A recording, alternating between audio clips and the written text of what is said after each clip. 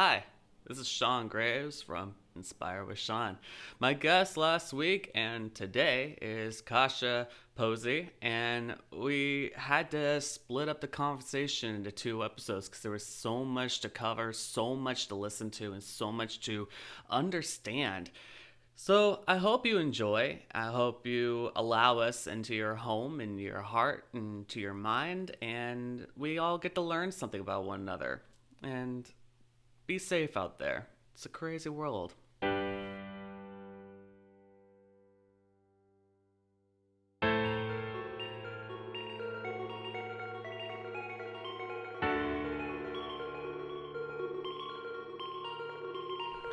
Life can be a little crazy sometimes. In these bizarre moments we live in, we need a podcast to bring us together, to inspire others during all this chaos. Who will step up to the challenge?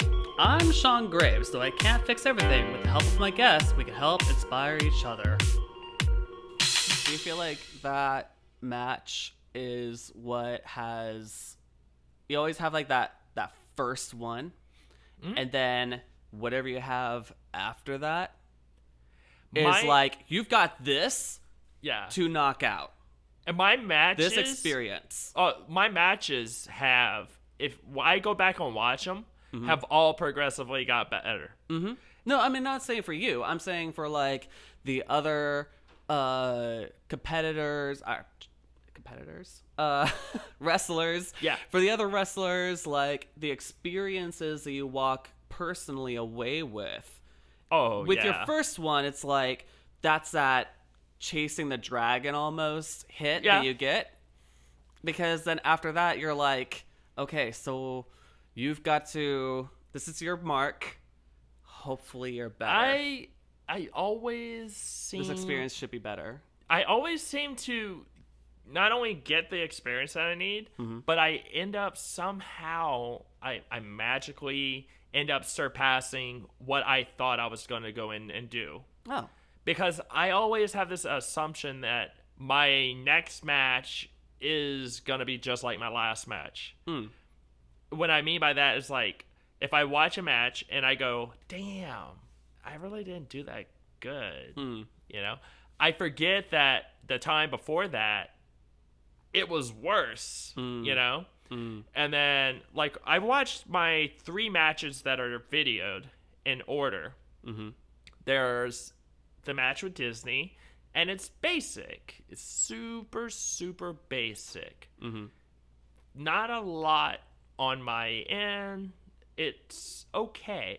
It's not great, but it's okay. Then I have the one with Anthony, which was him working with me on timing in the ring and experience. And it's like a teaching moment while I was having a match with him. Right. But having a good match. And that was good. And then my third match, which was the quarantine show. Which was with Bruno Beretta. He and I put that together. Mostly he was putting it together. And it was, okay, we want me to look strong. You're going to win, etc., etc., etc. How do we want to do this without making my character look weak? And it was a lot of his manager was getting involved, and I was getting distracted, the whole nine. But when I see the complexity... That match was like 12 minutes. And I was like, wait a second. I did a fucking... Like, 10 minutes of that was just 10 minutes straight of a fucking match. Yeah. I did a 10-minute match.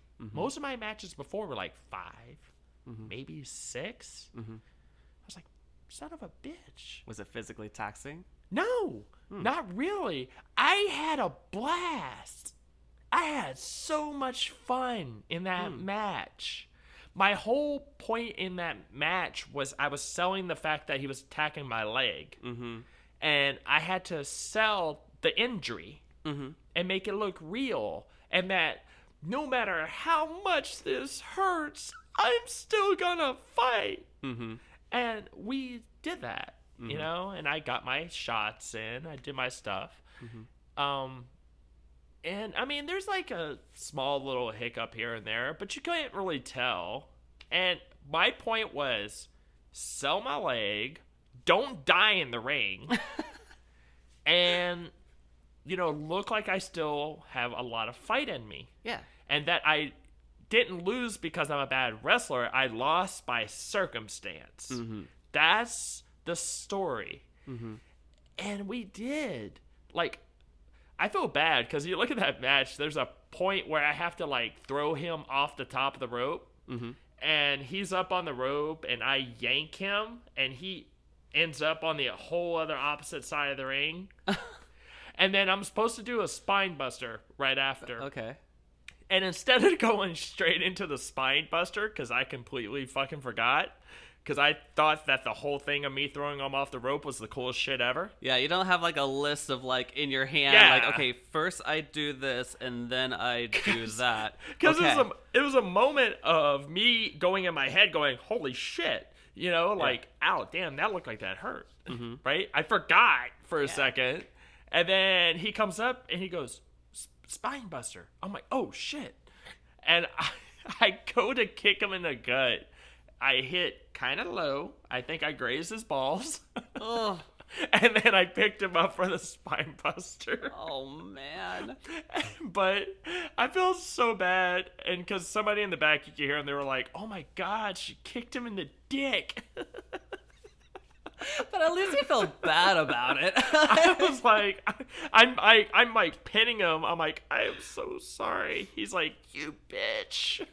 So what are the atypical and typical demands for you in this sport? Things that you walked into, you're like, okay, these are things that I expect are going to be typical demands. And then what you may have found out decade later are so not what you thought were going to be typical. So, I guess I thought everything was WWE. Uh-huh. I would walk in thinking that too. That. Yeah. That's not the case. Okay. In a lot of ways. Not everywhere you're going to go train is the WWE Performance Center. Mm-hmm. Not everywhere is like that. Mm-hmm. I thought I was going to walk into a couple of these places and they're going to have, like, a whole gym set up, Yeah. Like, they got their own personal gym. You go in there and they're going to make you a warrior, and you're going to be this massive thing. Yeah. And then I thought there was, like, that and then all this, like, amazing setup stuff. Like, I had this, like, in my head. Mm-hmm.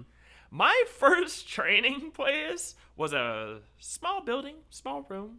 Mm-hmm. I say room, literally. It's like, it was right next to a Napa auto store. Dang. Okay? A small place. You walk in, the ring takes up most of the area, and there's a little office in the back. Mm-hmm. That was it. It was a 16 by 16 foot ring. That was it. That's it. And that's what you trained on. And we had a little thing in the corner for, like, if you wanted to do, like, dips or whatever. Yeah. But you didn't really use it. Was it, like, the same? We had a rope. We did the ropes. Right. Is it like walking into, like, the gym that Rocky trains at in the first film where you're like, what the hell is this place? Not even close. It was just, like, bare bones. I was like, okay, so even worse than.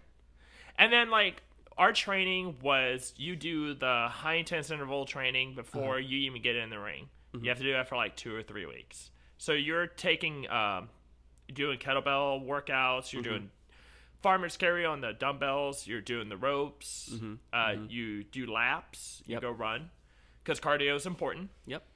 Even though my cardio sucks, but cardio is important. Cardio is important. Coming from you, the person that runs marathons over here. Yeah. But yeah, so cardio is a huge thing. And then, so I knew that it was going to be like a physical thing. I knew it was physically demanding. Yeah. I didn't realize how fucking physical. Mm-hmm. Like, that was one part of it. And I also didn't realize, like, how much of it is like a dance. Like, you and I work together to do a body slam. You and I work together, right? And there's me certain to do these steps things. You have to. Yeah, I get that, and it's not me physically beating the shit out of you. Yeah. It is, we're working together. Mm-hmm. It's like combat theater, Mm-hmm. and we do this together to make it look good. Mm-hmm. Timing is important. Yep. And because if you don't time it, it just people looks like will shit. get hurt. Yeah, and it will definitely hurt. Yeah. Like, I do... Oh, God. When I started, my first finisher move was the spear. Okay. And I always thought it was this crazy thing. I didn't realize that when you do a spear, you might need to tell the person that you're doing a spear. Oh, no. But these are like little things you learn. Mm-hmm. You know, that way you tell somebody, okay, hey, I do a spear, I hit on this side, and I do it this way. Mm-hmm. That way the person knows. Mm-hmm. Or I do a DDT, where I put your head in a headlock and I drop back. Oh, okay. Everybody does a DDT. Mm-hmm. But if there is something different about how I do mine, I had to tell them, hey, you know, I do this little thing that's a little different, and this is how I time it. So that way they know. And nowadays, I use a move, MVP used to use this in WWE, called the Playmaker, where I put my leg over the back of your head, I hold your arm, and I snap you over. Right. Because I want a finisher everybody could take. Because I used to do what they call a pump handle STO. I was starting to do that, but everybody could fuck that up. So, and my coach told me, he's like, why don't you use the Playmaker? He's like, nobody else uses it except MVP, and he's close to retiring. And I went, Okay. oh shit. You know, I forgot what the hell that was. Yeah. He showed me a video, and I'm like, oh, that looks good. And doable. And it's very doable. Yeah. I started practicing how to do it, and the only thing I do different that he does is he'll put his leg on the top of your head, like on the back of your neck, and he rests it, or he'll rest it there for a second, and then go. I do a inside to outside crescent kick to the back of your head, and as soon as my leg touches, we're going. Oh. Just to give it a little flair. Okay. Something to make it look like I'm hitting you so hard that, no, we're snapping over. Okay. It looks more brutal. Okay. My goal is to have safe shit that is terrifying in how I do it. But now that's my move. And I haven't come up with a name, but a lot of people are starting to call it the crankshaft, and it's a mechanical it's like thing. when you do things like that, it's like it reminds me of bands like Blink-182, which was not originally called Blink-182. They were originally Blink, yeah, and then before that they were a whole other band name, but before they became Blink with a number, it's like Duran Duran. Just people started calling them Duran. Blink, and then they were like, oh, there's this Irish band, so we got to put a number to the side of it. It's like POD. It's not actually POD. Yeah. People don't realize what it stands for. Right. Yeah, exactly. Do you think it takes a special person to do this? Or do you think that, like... My dog is having a dream. Is that what the hell that is? Yeah. She's barking at something in her dream. She doesn't normally do that, so She's I don't know what twitching it is. and everything. Probably the pizza man or something. It's so funny. I'm sorry, everybody. That's just hilarious as hell. Right? Anyways. Do you think it takes a special person, or can, like, anybody, like myself, or, yeah, like, does it take a special moxie to do what you do? So here's the thing, and I've seen this at training, and I've seen it other places too. So everybody thinks that they want to be a wrestler. Like the Rock. Yeah, not everybody can be a wrestler. Yeah, that's just facts. There's certain people that are just not physical. You have no athletic ability. Now, I will say this. If you have the passion and the heart for it, train as a wrestler. Mm-hmm. But just know that you might not be a wrestler. You're not going to go somewhere with it. Mm-hmm. But wrestling, the company, the business, is not just the wrestlers. Mm-hmm. And people forget that. Mm-hmm. To be a part of the business, you can be a part of the business. Mm-hmm. You just don't have to be a wrestler. Mm-hmm. What's to say that you're not a manager, Mm-hmm. a valet, Mm-hmm. a ring announcer, or a referee, or... Ooh, I feel like I would make some bad calls. You know what I'm saying, though? But, like, who says you can't be a character aside from everything? Right. Maybe you're good with production. Maybe you're good with sound. Right. Maybe you just want to be a part of things. Yeah. And you want to help out in any way you can. You can do that. Mm-hmm. Just want to be a part of it. Right. There's 1,000,001 things. Maybe you're good at graphic design. Mm-hmm. And you can cater to wrestlers by helping them come up with the logo. Mm-hmm. They'll pay you for that shit. Mm-hmm. You'll work together. You come up with a logo. And then maybe you also make merchandise. Right. Maybe you're the person that they go to that says, hey, I want to come up with a logo. And, hey, can we get some shirts? Well, then you're making a business. Mm-hmm. But you're branding yourself. Yeah. So in wrestling, it's about brands. Mm-hmm. And I say that plural because it's brands. Mm. As a wrestler, you're branding yourself. Mm-hmm. You're branding your character. Mm-hmm. Right? You are a personal brand for a show or shows. Mm-hmm. Right? So it's all about branding, right? It's marketing, it's networking, it's all this other stuff. Yeah. So to get back to the question, though, like, anybody can get a part of it, but not everybody is going to be a wrestler. Mm-hmm. And if you are a wrestler, not everybody is going to make it to WWE. Not everybody's going to make it to New Japan or AEW. Because you can only go so far. Mm-hmm. There's only so much you can do. So it's almost that same dynamic. Mm-hmm. Like, yeah, sure, you could train. Doesn't mean you're going to be a wrestler.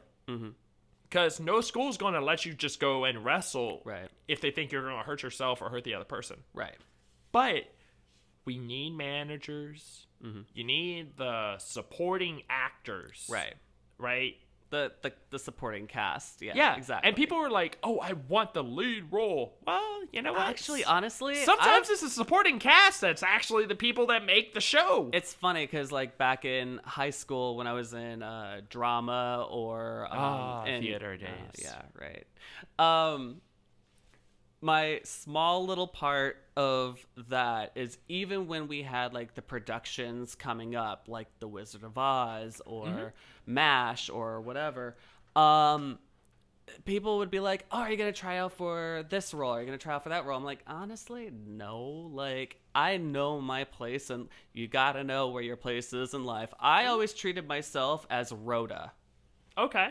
Next to Mary Tyler Moore. Okay. I walk in, I say my lines, and you get the hell out. Get the hell out. Yeah, exactly. But that impact of, like, what that character did to the main character and then left. One of my sometimes I'm the wisdom, sometimes I'm just the comedy, sometimes I'm just... I try to point out to people that, like, there are, like, in certain films, there are people that are not the lead characters, but you remember them. Yes. That is your job. Yep. As the character or the actor. Yep. So let's say you're just a manager. Let's say you're my manager and we go out. Yes, I'm the talent. I'm the this. I'm the that. I'm the show. But let's say there's a opportunity that the manager gets that FaceTime for a second. Well, that's what happened to Rhoda. She got her own show. When the manager gets that split second, how do they make that moment count? That's what sets you apart. Yep. I mean, for instance, wrestling. Paul Heyman. everybody knows who the hell Paul Heyman is. Mm-hmm. I mean, ECW kind of helped. He kind of ran the show. But, but, I mean, when he gets out there, how many managers have their own catchphrase? He gets out there, he goes, "My name is Paul Heyman." Yep. And everybody screams this shit. Yeah.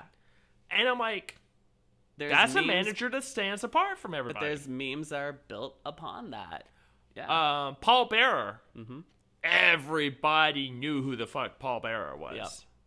You know? There are just certain managers that just stick out.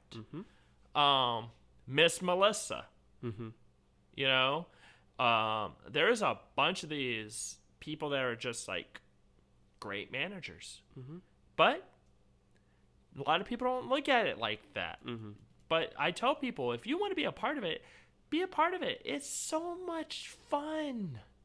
Yeah. I mean, it's a lot of work, but it's so much fun. Right now, during COVID, so many of us are just itching just to get into a show. Some of us don't even care if we get paid. We just want to wrestle and perform. Right. But on the weekends and with our days off, because we have so many, I'm just like, I got to do something. I can't just sit. Like, I need to do things. Yep. Like, it drives me insane. Mm-hmm. And with our stuff right now where I can't do organized sports, that means I can't train at Best of the West. Mm-hmm. I can't go to a gym. Yep. My loophole was was the part where it says, in residential, you can visit people at their house. Uh-huh. Well, it just so happens, a friend of mine in Sacramento has a ring in his backyard. Oh, my God. So I go visit, and I go train in the ring. Yeah. So I have a ring to train in. Mm-hmm. And that's me trying to be proactive and still doing things. Yeah. You know? And it's hard. It's not easy. Like, my body is wrecked because I didn't realize that when you train one solid day for like 7 hours, yep, your body kind of feels it the next day or two. Yeah. Or 3 or 4. Here's the thing. We cannot bounce back the way we used to. I wish I could. My body. You have to. I've learned that I've had to adapt with myself and also listen so hard. You know what I mean?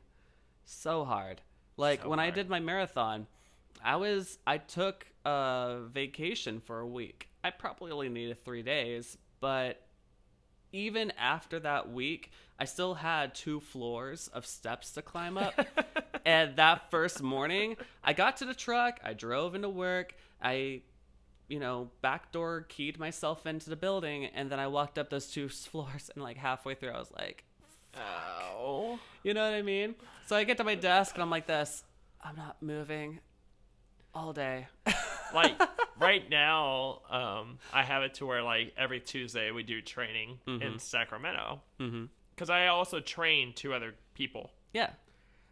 They're brand new, and I don't have a whole lot of knowledge, but I train them. Well, I feel like for a decade. But I train the basics. Yeah. Right? I haven't trained for a decade. Okay. I've only trained for 2.5 years. Oh, okay. My bad. But, I'm thinking about, like, within a decade, what have you done? Okay, so 2 years. But we, I train them in the basics, roles and stuff, what I know how to do. So I go up every Tuesday normally. Last week, I drove one of the guys on a Wednesday. Mm-hmm. And we were there, and I was like, well, while we're here, why don't we train? And, I know I got to go to work tomorrow, so I just got to leave earlier. Yeah. Because it's a 2.5 hour drive to Fresno, Sacramento. So I get home, I trained all day on a fucking Wednesday. Terrible idea, by the way. Yeah. Because I forget that I purposely picked Tuesday so I have Wednesday to recover and then go to work on Thursday. Mm-hmm. And I go into work, I was dying. Mm-hmm. And then, of course, we have to go up and down stairs. Yep. And I'm just like, I'm so happy I have a desk job. My body... Oh, my God. I forgot how much my body hurts after I train. Yeah. I feel fine while I'm training. Mm-hmm. It's when I'm done training. And then I'm like, ow. Yep. I'm old. Yep. Ow, shit. Yep. I pulled a muscle. I hurt this bone, that bone. Mm-hmm. Oh, I got a bruise right here. I have a scratch right here. Where the hell did all this shit come from? And then I get home, and then my fiance looks at me and she goes, "Did you kill yourself?" No. She's like, "Yeah. You okay?" I'm like, "I'm just gonna go soak in the tub." Yeah. Let me have my moment. How do you feel like you've impacted the LGBTQ demographic? And like, I guess this kind of goes back to my original question. That's most of my fan base. You know, it is that, yeah. But it doesn't have to be. But you know, like earlier when I asked, like, you're writing a chapter in history, you may not know it, but you are, even if it's like a sentence. But there's many more people like you in this world, and you know, you are helping the future generations. What I have noticed is because, so I've always tried to be a very approachable person. Mm-hmm. I try to be a very happy, loving, kind of motherly, maternal, like, mama mm-hmm. in the community. Mm-hmm. I try to be extremely welcoming. And it attracts people of not just, you know, just trans, but I mean gay, lesbian, bi, mm-hmm. right? Pansexual, asexual, omnisexual, and the whole nine, etc. Yeah, etc. So, what I've noticed is that because I'm so welcoming and I'm mm-hmm. so loving, I'm willing to listen. I'm willing to sit down. We talk. I understand. We could talk it over, help you mm-hmm. out, and kind of coach, I guess, or mentor mm-hmm. the person. Mm-hmm. That has opened up the door to where, like, now it's also because I'm a trans woman in the ring and I am approachable. It makes other trans girls and trans women happy that they can see this person that is like, they're the possibility, mm-hmm. right? Mm-hmm. So to some people who haven't met other trans wrestlers, I'm the possibility mm-hmm. to them. Even though, yeah, like I said, we have Nyla Rose, but I'm the person, like, you can touch me. Mm-hmm. You can shake my hand. Yeah. You can pull me to the side to have a conversation. Actually, you could probably tweet and I'll respond like, we right can back. Actually talk. Yeah. So for them, it's more personable, mm-hmm. right? They could actually talk to me. Yeah. And I have people that are allies, not actually LGBT, but they were like, "Oh my God, you are amazing mm-hmm. because you're doing this, you're doing that, you're doing the other, and everything that you're doing mm-hmm. is an inspiration to somebody in the community, yeah. and even people that are straight, because yeah. you're making an impact mm-hmm. that other people are scared to do, mm-hmm. and you're owning it." Mm-hmm. That's the word the words they say. They're like, you're owning it. Yeah. And I'm like, y'all don't realize what physical object do we have that we're owning? Yeah. What I love is, like, when they always say, like, "Oh my God, you're such an inspiration. You put yourself out there and you're owning it." I'm like, you don't realize that I'm in the back going, "This is probably a terrible idea. This is probably a terrible idea. People are going to hate me. People are going to not like mm-hmm. me. Where's all the negativity coming in?" Like, mm-hmm. all of this other stuff. Like, people don't realize, like, anxiety is a motherfucker. It is. For performers like you and I, it is a monster behind us, because anxiety. On one half of my nails show my anxiety because I still bite my nails. I don't think I do anything. You twitch. I do. Yeah, You're twitch. A twitcher. I'm a twitcher. You're a twitcher. I've noticed that at work. You twitch. You start getting like, fuck, I'm gonna fucking kill this little son of a bitch. I'm like, calm down. Yeah. Calm down. Yeah.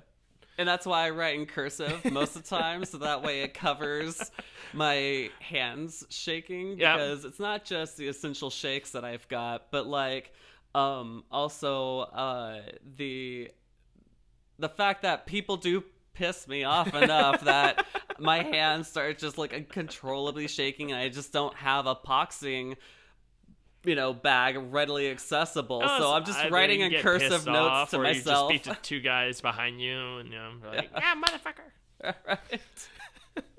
Yeah, I'm a twitcher. Yeah, that's my anxiety outlet. You're a twitcher. I'm a nail biter. A terrible one at that. I need to stop doing that because I get so bad on mine.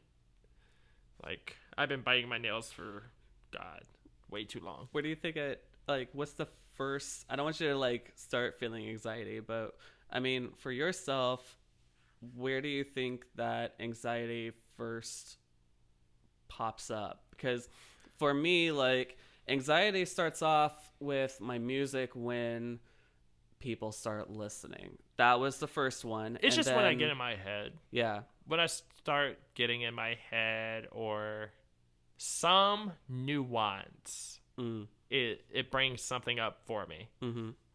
Because I have had, and I've lived life at 32. I have lived my life in a lot of ways. So it's one of those things I have had so many experiences, good and bad. Yeah, of course. That I have so many intricacies that are these little nuances that bring up little things for me. And sometimes I'm mad about just bottling it in. And then later on it comes up. And, and usually it's just me being in my head a lot of the times. Because I went from, being a kid that was questioning myself all the time. I didn't know what I was, my sexuality, my gender, my whole nine. Especially in middle school when you're literally becoming your own person at some point. Well, we didn't really have the guidance. No, we back didn't. Then. We were the self-exploration group. We really were. We explored. Yeah, we were I the think ones... I'm gay, but I might not be because this guy is feminine, so I think I'm just into him because he's feminine, but I'm into this chick because she's masculine. Or, we start questioning so many things. I'm really into this chick, and I'm dating her, but, all these guys are yeah, he's a fag, he's gay, da-da-da-da. And I'd be like, why? And they'd be like, well, just because of the way you talk. The voice thing, right?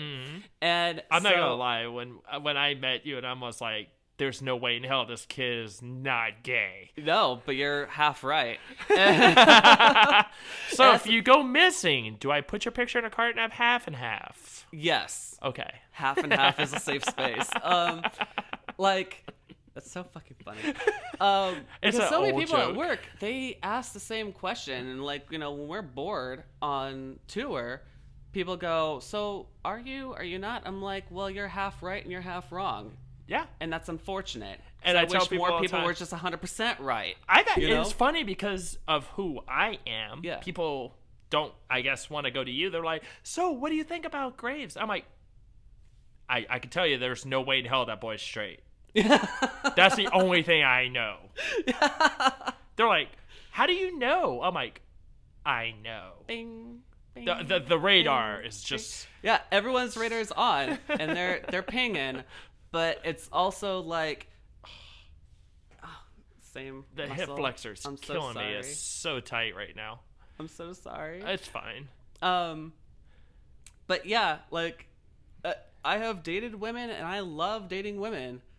I like it. I don't know. But then when you date guys, you like guys too. Yeah, it's like a light just switch. When people ask you if you're straight, say, I'm straight as a circle. Question mark. Exactly. Yeah. Because that's what I used to tell people. Straight as a circle. They're like, are you straight? Straight as a circle. Makes sense. sense. But that's... well, round. it is straight, but it's a circle. And just watch the wheels start turning. Watch the gopher, that's spinning, and then foot gets caught, and it starts spinning in its own wheel. Yeah, the hamster is in the wheel, and he just keeps going. So, we've got sponsored by Pride Month and LGBT, everybody. Oh, hey, I didn't even think of that. As we're like turning the dialogue all over to Pride Month. Well, I mean, I think it's stupid that like I'm glad that we have a month, but at the same time, it's like, that could be a whole nother topic for a whole nother podcast. We'll do that. Because I can get into so much shit about Pride Month, and this History Month, and that History Month. Yeah. Of how it doesn't need to be a month. It just needs to be, we're human, 365, 24/7. But yeah, that's just me. And for me, it's like, I could be celebrating my birthday all year long, or I could just celebrate that long. One day, or that whole month. You could do the whole birthday month. Hold up. I could do like a 2-week pregame. Yes. Up to the birthday, and then the 3 weeks after that. Or you could be like me. I'm February 5th, and then February 14th is Valentine's Day.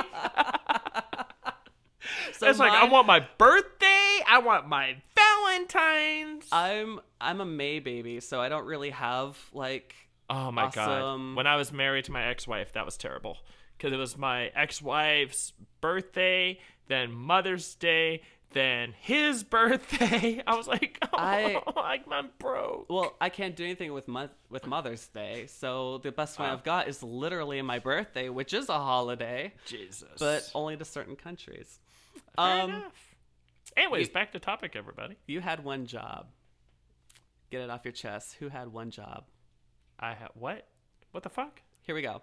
So what the hell is this question? A prime example of you've got one job. Because I use this phrase a lot at work. Me too. I look at it like, you had one job. You had one job? It came from this week at work. Of course it did. Where it's actually an inanimate object. My computer took shit. Okay. Blue screen. It had like a safe mode option and 2 others. It had one job. Luckily on a Saturday, so it was my last day at work, and it was like the last hour of work, and I was like, damn it. So you had one job. My computer had one job, just work. And then I couldn't even like send an email to say help. All right, so when you asked me that question, what does it mean? What am I supposed to say? What's one thing that just got on you and was just like, you had one job? Wrestling related, or just life? Life? Oh, so many. All right, you know what? I'm gonna go safe on this one. I'm just gonna pick wrestling. Because if I go on the other side of the spectrum, I might get in some shit. Same here. So I'm gonna keep it wrestling related. Keep my ass out of the doghouse and keep me employed. Anyways, so so this was kind of funny. One of my first matches when I was going in with my buddy Disney and UEW. Yeah. So Disney was the vet. So he kind of put the match together, right? We go and we do our match. Explain to me how, when you put a match together, you forget most of the match. Now, not to say that he forgot, like, everything, but some stuff got called on the fly, which is fine. But that there was improv. Certain things that just kind of didn't make it to the match. Okay.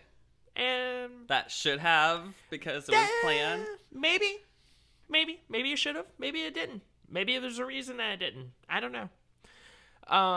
But anyway, I was the green baby. Like, you're walking me through this shit. Okay? So much expectation. Exactly. So there was like one part where I hit the rope, he gives me a back body drop, but he pushed on one leg more than the other. So I ended up landing on my left side of my shoulder, which hurt like hell. And then there's like other little stuff. And so he's the guy that put the match together. But he was exhausted. And it just like, all right, let's cut to the finish kind of thing. So we get done with this match, and I win, and I hit him with a spear after I hit him a couple, like, really hard times. Mm-hmm. We get to the back. He gets to the back. He just falls out. He's, like, dead. Mm-hmm. Like, he's exhausted. And I looked at him. I'm like, you have one job. He goes, what are you talking about? I'm like, you're the vet. The guy that's done this way longer than me. Yeah. How is it for that match, you're tired, and I'm not? I still got a lot in the tank, and I could have done so much more. Yeah. Outside of the kind of bullshit holds that you were trying to give on me. And I get it. He was trying to, like, walk me through, not do anything too extreme, too crazy or whatever. Yeah. But I'm just sitting there going, motherfucker, how the hell you have one motherfucking job. Like, you have one job. Right. And that was put a good match together and survive and do fine. Yeah. It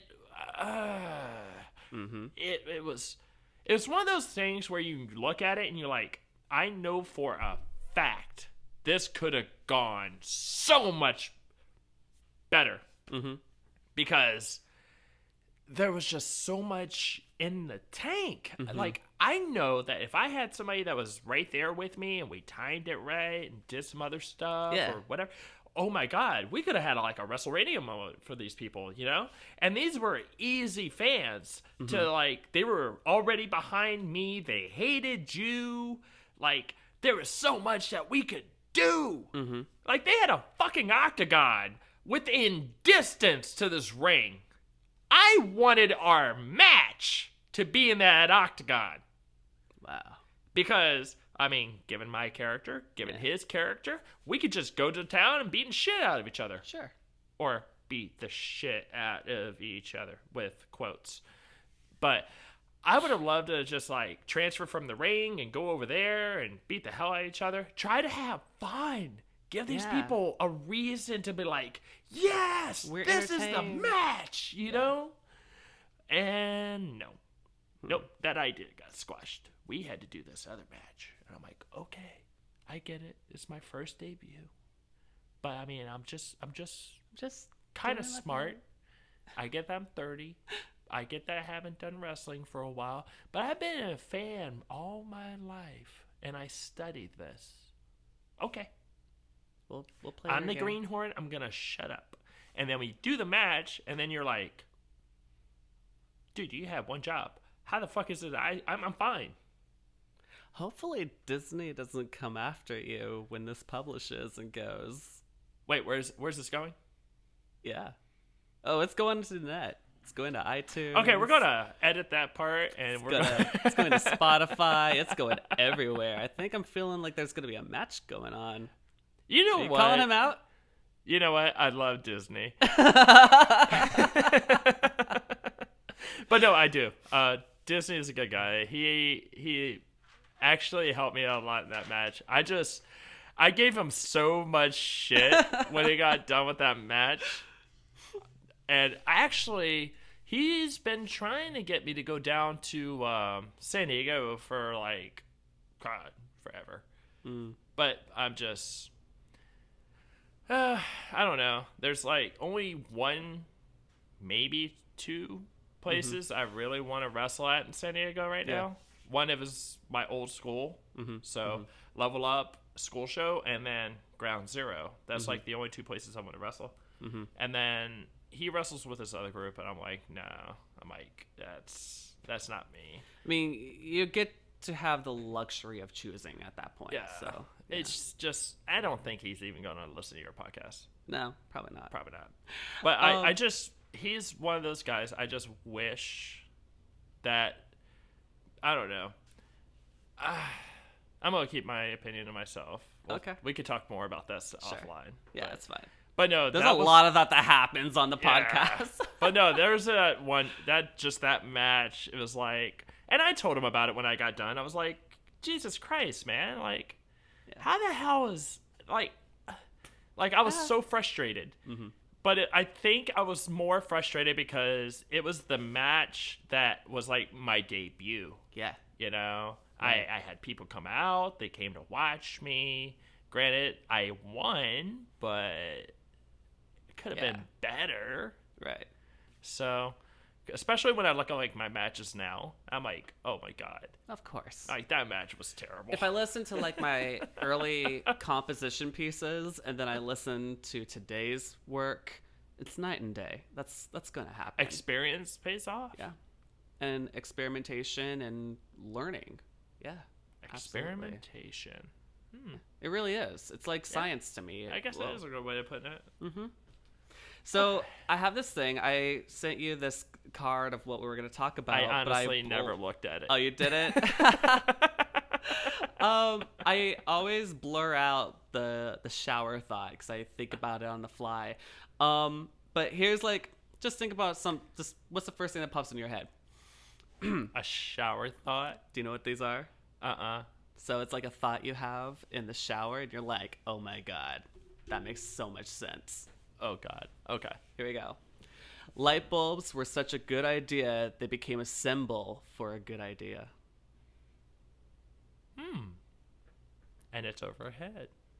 Okay. Most lights are. And when you think about the idea, it's like a little light bulb that is above your head. Yeah. I hate you. Why? I don't know, because I'm going to keep thinking about this forever. You know what? That happened last week. I told Khadijah, the first teacher of driving school, or the first teacher to learn how to drive never had a teacher. True. That is true. Yeah. Shower thoughts. Da, da, da, da. I mean, do you ever really think of anything in the shower? Do you like... Oh, yeah. Okay. Too many things. These are the things that I write down. I'm like, oh my God, we're going to talk about this for a minute. So, if you take the wings off of a fly, do you call it a walk? Oh no. Is that one you had? Yeah. Oh my gosh. Like, you have a fly, Yeah. right? But if you take its wings off, what do you call it? I don't know. A bug? Is it just a bug? A generic bug? I don't know. No, because some ants have wings. But they're not flies. They're flying ants. Huh. But if a fly is just a fly, Then and it's you just take a the fla? wings off, what is it? Is it a fla or a f? A flea? It's a flea. Oh man. Or what was the other one? Why do you park in a driveway and drive in a parkway? Yeah. Where does the white go when the snow melts? Aha. Oh, well, I can actually answer you that. Don't answer that because I have an answer too, and it's all scientific based. Mine is too. What's your scientific answer?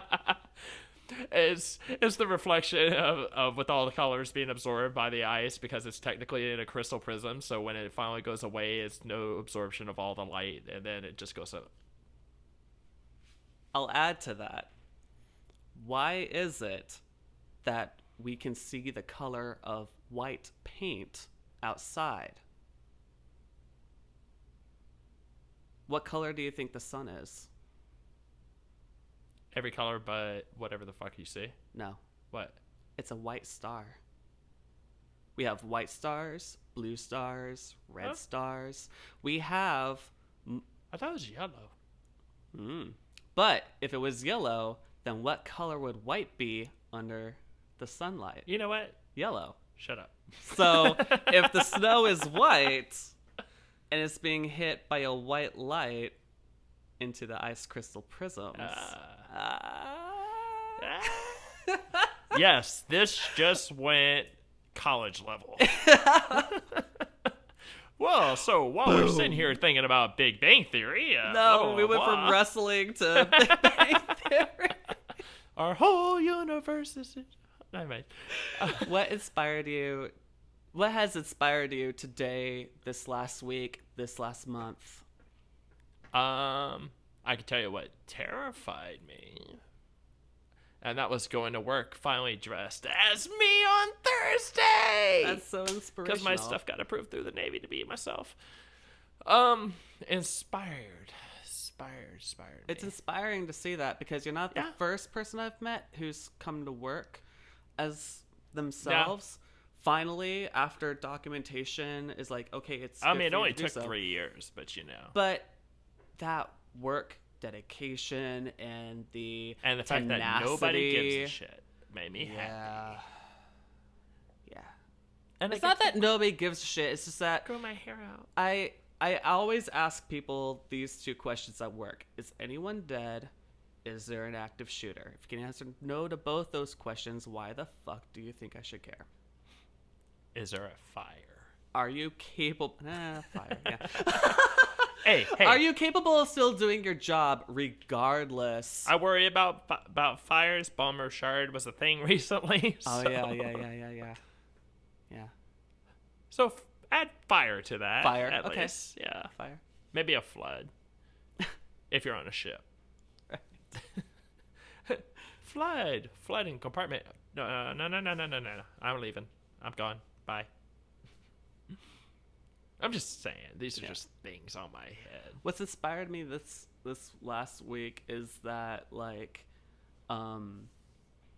I've actually been recording vocals for a new album, and usually I do a lot of heavy reverb, delay, and dubbing.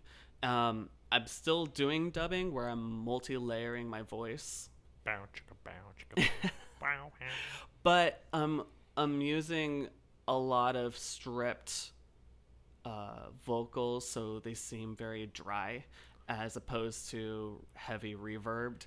DJ Skrillex. Yeah, right. Over here being Skrillex Grace. Almost. But that's what I've been doing, and I've just been like listening to artists that they use very low, or they don't overproduce their voices, and it's really inspired me to just go that direction with my voice. I'm not comfortable with it, but it's the one I've got, and I'm not like most artists where they're. Have you seen that, or have you heard that people have been using autotune just for sake of autotune? Yeah, like it's just. Because actually people like the sound of autotune. Weird. Because back in 2000, that wasn't a thing. Back in 2000, if you used autotune, you got shunned. Yeah. So. And Cher was the only exception. Do you believe? You know the song. Yeah. Yeah. Because, yeah. You know? But it's a whole different conversation now. 20 years later. And she still uses autotune. Yep. It's her voice. It's kind of she gets the right to use it. It's her voice and a shit ton of plastic surgery. Cher. Yeah. Oh. What about you? What's inspired you? Inspired. Sadly, there's not a lot of inspiration going on lately. Yeah. Well, with COVID, it's really not. I think I don't know. I guess I've been the inspiration, not so much being inspired. It's kind of weird. Mm-hmm. Like the kid I brought up back to Sacramento last Wednesday, like I was helping him, and because he's a gay man, and I was helping him kind of like navigate who he was as a person to be able to help him find out who he would be as a wrestler. And he's a flamboyant gay man, like just one of those things. He's a queen basically in a lot of ways, like and it was funny because he brought up the whole thing where like people used to call him Sissy Lala, and it brought up an idea. I guess that was his inspiration.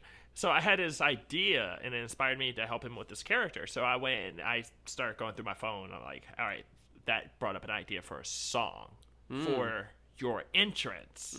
So the idea now is we're going to change the name, obviously, but his entrance song is going to be Sissy That Walk.